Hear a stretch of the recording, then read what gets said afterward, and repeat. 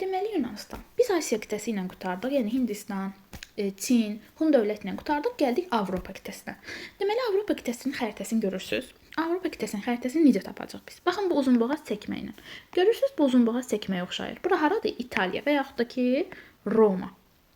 Bu uzunboğaz çəkməni gördünüz. Baxın onun yanındakı bu yarımada. Yarımada nədir uşaqlar? Yəni bir hissəsi su ilə əhatələnmiş quru parçasıdır. Bu yarımada Balkan yarımadasıdır. Balkan yarımadası. Balkan yarımadasının ən aşağısı. Bilirik ki, biz xəritədə ən aşağı nə adlanır? Cənubu. Baxın, ən cənubu haradır? Yunanistandır. Yunanistanı xəritədən siz də soruşsa, nə edirsiniz? Balkan yarımadasını tapırsınız. Baxın, dağa da oxşuyur tərsinə. Balkan yarımadasının ən aşağısı hara olur? Yunanistan olur. Yəni ən cənubu. Yunanistanı 3 dəniz əhatələyir. Baxın, biri Aralıq dənizidir, ikincisi İon dənizidir, üçüncüsü də burada yerləşən Egey dənizidir. Yunanistan təbiətinə görə 3 hissəyə bölünür. Baxın, birinci Şimali Yunanistan. Baxın, şimal həmişə üstümüzdür. Bura Şimali Yunanistandır. İkincisi Cənubi Yunanistan. Baxın, aşağı Cənubi Yunanistandır. Bir də ki, Orta Yunanistan. Baxın, bu hissədə Orta Yunanistandır. Şimali Yunanistanla Orta Yunanistanı bir-birinə birləşdirən Fermopil keçidi var. Deməli, Afina Orta Yunanistanda yerləşir. Sparta şəhər dövləti isə Cənubi Yunanistanda yerləşir. Bunları da bilək. Deməli, Avropanın ilk dövləti Yunanistanın ən böyük adası olan Krit adasında yaranıb. Baxın, Avropada ilk dövlət harada yaranıb? Krit adasında. Kriti sizdən xəritədə soruşsa, bilirsiniz ki, Yunanistan dərsində keçmisiniz. Ona görə Yunanistanın aşağısındakı ada Krit adasıdır. Deməli, Krit mədəniyyəti, yəni ki, Krit dövləti eradan əvvəl 3-cü minillikdə yaranıb, 2-ci minilliyin ortalarında isə süqut edib. Sizə sual versə ki, niyə Krit mədəniyyəti, yəni Krit dövləti süqut etdi? Deyəcəksiniz ki, Kritin yaxınlığında bir vulkan var idi və bu vulkan püskürməsi nəticəsində də Krit dövləti də məhv olur. Deməli, Kritlər əkinçiliklə, maldarlıqla, balıqçılıqla və ən əsası da gəmiçiliklə məşğul olurdular. Həmçinin onlar özləri gəmi istehsal edirdilər. Bundan başqa Krit dövləti bir sıra dövlətlərlə də ticarət əlaqəsi saxlamışdı. Hansı dövlətlər idi? Biri Yunanistanın cənubu. Baxın bu hissə ilə. Daha sonra Misirlə ticarət əlaqəsi saxlamışlar. Həmçinin Finikiya ilə və Babil dövləti ilə də ticarət əlaqələri saxlamışdılar. Deməli, Krit mədəniyyəti süqut edəndən sonra Yunanistanın cənubunda, baxın burada, Krit mədəniyyətinin təsiri ilə hansı mədəniyyət yarandı? Mikena mədəniyyəti. Deməli, Krit mədəniyyətinin təsiri ilə Yunanistanın cənubunda Mikena mədəniyyəti yarandı. Eradan əvvəl 2-ci minilliyin ortalarında yaranıb, 2-ci minilliyin sonunda isə süqut edib. Mikena mədəniyyətini desək ki, sizə kimlər yaradıb? Deyəcəksiniz ki, Axey Yunan tayfaları. Hansı ki, Yunanistanda Axey Yunan tayfaları var idi. Onlar gəlir Mikenaya, nə edirlər? Burada mədəniyyət yaradırlar. Mikena mədəniyyəti Cənubi Yunanistanda yerləşən Peloponnes yarımadasında yaranıb. Deməli, Mikenada hündür təpə üzərində akropollar mövcud idi. Akropol da nə deməkdir? Akropol şəhər meydanı deməkdir. Hansı ki, burada adlı sanlı varlılar yaşayırdılar. Bəzi kinolarda bəlkə görərsiniz Yunanistanla bağlı kinolarda elə bir dağ var, dağın üstündə şəhər salırlar. Yəni yüksəkdə şəhər, yəni yuxarıda şəhərə Akropol deyilir Yunanistanda. Orada da kimlər? Adlı sanlı insanlar, varlılar yaşayırdılar. Akropolun aşağısında isə adi kəndlilər və sənətkarlar məskən salırdılar.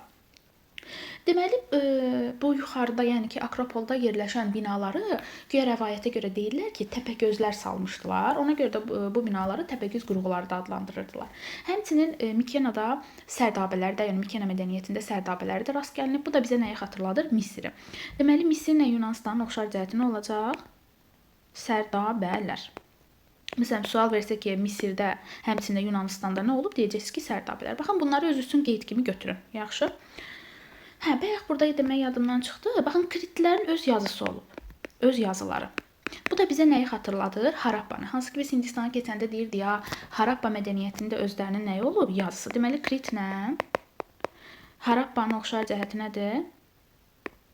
Öz yazılarının olması. Bunu da qeyd kimi götürün. Deməli, Mikena mədəniyyəti eradan əvvəl 2-ci minilliyin sonunda hansı ki, Yunanistanın şimalında yaşayan Dori tayfaları tərəfindən nə olur? Süquta uğradılar və Yunanistanın cənubunda Dorilər məskən salır. Eradan əvvəl 2-ci minillikdə burada Sparta şəhərinin əsasını qoyurlar. Deməli, Sparta şəhərinin əsasını kimlər? Dorilər qoyub. Haçan 2-ci minilliyin sonunda Mikenanın süquta uğradandan sonra. Mikena mədəniyyətinin süqutu əsrlə də eradan əvvəl 12-ci əsrdədir. Deməli, eradan əvvəl 8-ci əsrdən etibarən Yunanıstanda polislər yarandı. Nədir polis? Şəhər dövlət deməkdir. Yəni ki, Yunanıstanda eradan əvvəl 8-ci əsrdə birdən çox balaca şəhər dövlətlər var idi və bizə burada 2 dənə şəhər dövlət lazımdır. Biri Afina, digəri isə Sparta. Bizim üçün əhəmiyyətli bunlardır. Biz bilirik ki, bayaq dediyim kimi eradan əvvəl 2-ci minilliyin sonunda Sparta şəhərinin əsası qoyulmuşdur Dorilər tərəfindən. Amma eradan əvvəl 8-ci əsrdə isə Sparta şəhər dövlətinin əsası qoyulacaq, həmçinin də Afinanın. Deməli, Afina Orta Yunanıstanda, baxın burada yerləşirdi Orta Yunanıstanda. Orta Yunanıstanda Attika vilayətinin tərkibində idi Afina şəhər dövləti. Afinada əhali 2 yerə bölünürdü. Demos və aristokratlar. Aristokratlar adından da göründüyü kimi varlı adama müasir dövrümüzdə nə deyirlər? Aristokrat adamdır deyirlər. Baxın o Yunanlardan gəlib bizə. Bəli, aristokratlar adlı sanlı adamlar, yəni ki, varlı adamlar idi. Onlar özlərinə nəsli məlum olan adamlar deyirdilər. Bütün Afinanın idarə etməsi, bütün torpaqlar, hamısı bu aristokratların əlində cəmləşirdi və Akropolda, yəni ki, təbii ki də yuxarı şəhərdə yaşayırdı aristokratlar. Aristokratlardan sonra yerdə qalan Afinanın, yerdə qalan bütün azad əhalisi, baxın bura diqqət edin, bütün azad əhalisi demos adlanırdı. Demos kim idi? Kəndli, sənətkar, hansı ki heç bir hüquqa malik deyildi, hətta vətəndaş kimi də bunları saymırdılar, nə torpaqları var idi, nə bir şey, hətta Afinanın idarə etməsində də iştirak etmirdilər. Bunları da deyirdik demos, amma necə əhali? Azad əhali idi. Çünki niyə? Çünki Yunanıstanda qullar da var, yəni qullar demosa aidiyyatı yoxdur, qullar da ayrı bir təbəqədir, onların da vəbşə heç bir hüququ yoxdur da, qul kimi işlədirdilər onları. Deməli, Afinada hansı təbəqələr gördük? Birinci aristokratlar, sonra aristokratlardan sonra yerdə qalan azad əhali demos və ən sonunda da qullar. Deməli, həmçinin eradan əvvəl 7-ci əsrdə Afinada gümüş pullar da kəsilirdi. Bəzən bunu Spartaya yazır, yəni diqqətli olun. Gümüş pullar Afinadadır. Deməli, eradan əvvəl 7-ci əsr, yox, bunu deyim ilk olaraq, hələ 8-ci əsrdə Afina şəhər dövləti yarananda Afinanı hökmdar idarə edirdi. Lakin eradan əvvəl 7-ci əsrdə Afinada oliqarxiya idarə üsulu yarandı. Hansı oliqarxiyada deyilir? Oliqarxiyada. Deməli, oliqarxiya idarə üsuluna əsasən varlılar dövləti idarə edirdilər. Yəni ki, aristokratlar. Oliqarxiya əsasən 2 qol var idi. Bir Ağsaqqallar Şurası, bir də Xalq Yığıncağı. Təbii ki də Ağsaqqallar Şurasına adlı sanlı adamlar daxil idi, yəni aristokratlar. Onlar bütün məsələlərdə həll edə bilərdilər, qərar qəbul edə bilərdilər, məhkəmə çağıra bilərdilər. Yəni bütün məsələ 7-ci əsrdə aristokratların əlində idi. Xalq Yığıncağı isə 7-ci əsrdə heç bir səlahiyyətə malik deyildi. Nə qərar verə bilirdi, nə qərar qəbul edə bilirdi, yəni heç nə. Amma eradan əvvəl 6-cı əsrin sonlarında bu Ağsaqqallar Şurası öz hüquqlarını yavaş-yavaş itirməyə başladı və Xalq Yığıncağı ən ali orqana çevrildi, hakimiyyət orqanına çevrildi. Qərar qəbul etməyə başladı, qərarları müzakirə etməyə başladı 6-cı əsrdən sonra. Deməli, 20 yaşına çatmış bütün Afina vətəndaşları Xalq Yığıncağında iştirak edə bilərdi. Nədir Xalq Yığıncağı? Baxın, bir qərar ortaya gəlir, bir qərar müzakirə edilir. Bu qərar nəticəsində əhali səs verir. Bir hissəsi bu qərarı qəbul edir, bir hissəsi isə rədd edir. Və Xalq Yığıncağı da görür hansının səs çoxluğu, məsələn, rədd edənlərin səsi çoxdursa, qərar rədd edilir. Amma yox, qərarı qəbul edənlərin səsi çoxdursa, qərar qəbul edilir. Yəni Xalq Yığıncağı budur. Həmçinin eradan əvvəl 6-cı əsrdə Xalq Yığıncağı strateqlər seçə bilirdi. Strateq bir vəzifədir. Nə vəzifəsidir? Yunanıstanda, yəni Afinada ordu və donanmanı idarə edən şəxsə strateq deyilirdi. Həmçinin 1 il müddətində də Afinanı idarə edirdi bu strateq. Deməli, bundan başqa biz bayaq da dediyimiz kimi əvvəllər bütün torpaqlar kimlərin əlində cəmləşirdi? Aristokratların əlində cəmləşirdi. Və ilk vaxtlar aristokratlar öz torpaqlarını özləri əkib becərirdilər. Lakin bu torpaqların sayı artdıqca aristokratlar başladılar torpağı becərmək üçün günəmuzçular tutmağa. Günəmuzçu da nədir? Gündəlik işləyən adama günəmuzçu deyil. Yəni kəndliləri başladılar öz torpaqlarında işlətməyə. Deməli, məhsul az olanda, məsələn, kəndli torpağı əkib becərir, amma məhsul az olur, öz tələbatını ödəyə bilmir. Bu zaman gedirdi aristokratdan borc alırdı. Özü necə faizlə borc alırdı. Aristokrat da gətirirdi həmin torpağa borc daşı qoyurdu. Deyirdi ki, sən mənim borcumu bu tarixdə, bu vaxt, bu faizdən ödəməlisən. Kəndli borcu ödəyə bilməyəndə ya qula çevrilirdi ailəsi ilə birlikdə, ya da ki, öldürülürdü. Deməli, eradan əvvəl 7-ci əsrdə aristokratlar, yəni ki, Ağsaqqallar Şurası bir qərar qəbul edir. Hansı qərar idi? Bu drakon qanunları. Bunun digər bir adı isə mürəkkəblə deyil, qanla yazılan qanunlar da deyilir.